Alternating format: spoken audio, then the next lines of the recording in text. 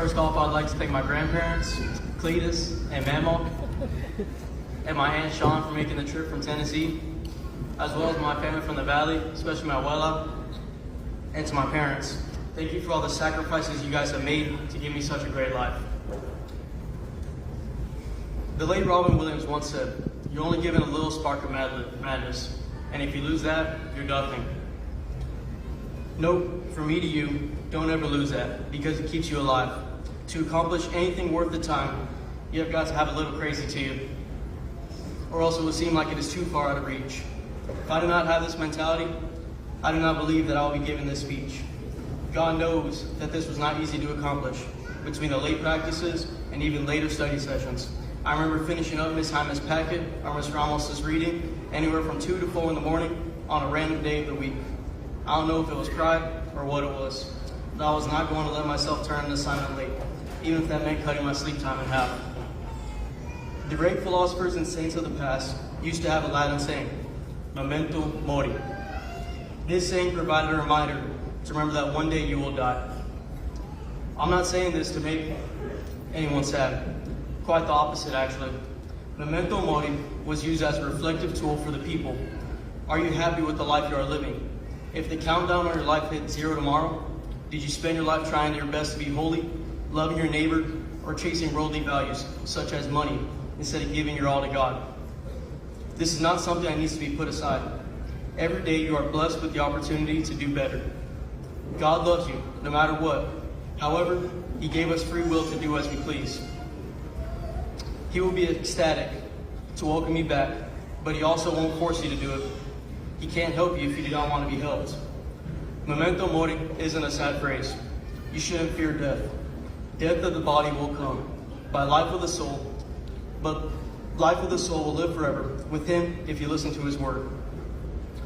High school was definitely challenging, and I'm very grateful to have had these people to get me through it. Firstly, I was able to grow close to God in high school, and I pray every day for myself to continue to grow closer to Him. I grew up in the church with an hour being spent either in the cry room or playing with my cars on the pew. Of course, that includes some fights with my brother, Brian. We still haven't grown out of those fights, especially when I was smoking him in the wiffle ball or the show. My mom and dad for always being supportive and for helping me balance my grades and athletics, especially all those summer tournaments and hundreds and thousands of miles we have traveled on our trips. I think that is where I got the craziness from. St. Gertrude the Great Catholic Church for having such a welcoming community, like Belle and Jesse Rivetta, and Father Bob for all the fist bumps after Mass, and for letting me serve and give back to the church during the past few years.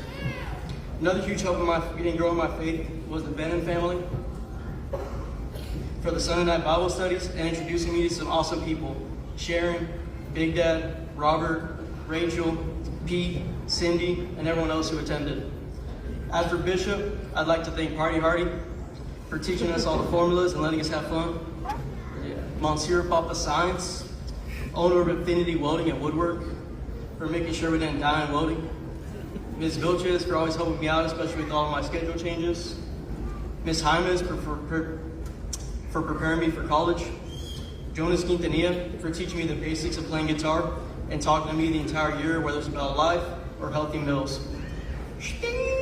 For taking it easy on the bump, even though we got stuck in Carolina last year. And for the lunch ladies for taking care of all of us, especially Riley and me. Once again, I'd like to thank God, anyone who has ever prayed for me, my parents, and whoever invented Quizlet. I pray my message shared today will be remembered. I pray that it sticks with whoever needs it. I pray that the motivation for change can occur. I pray that you're able to make right before your time here ends. I never said that the change will be easy.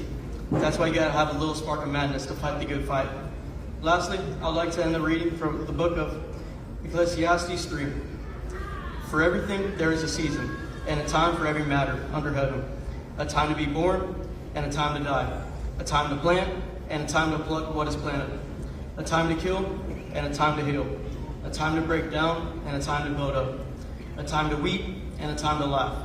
A time to mourn, and a time to dance. A time to cast away stones, and a time to gather stones together. A time to embrace, and a time to refrain from embracing. A time to seek, and a time to lose. A time to keep, and a time to cast away. A time to tear, and a time to sow. and a time to keep silence, and a time to speak. Time to love.